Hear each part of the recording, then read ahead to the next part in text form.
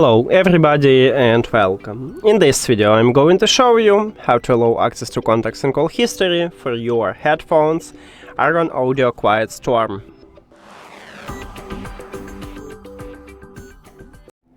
You have to start by open settings and then go to the Bluetooth or connected devices. At the device list, click the information icon or settings icon near to your headphones. And I have it at the middle, you may have it at the bottom, it depends on Android phone. And also this name depends on Android phone. So I have stock Android and right here it calls allow access to contacts and call history. On your phone it may be call sharing or contact sharing or something with call or something with sharing. Now to enable it you need to tap on time at the slider near to it if the slider have empty background. If you want to disable it, you need to also tap on time at the slider, but if the slider have colorful background.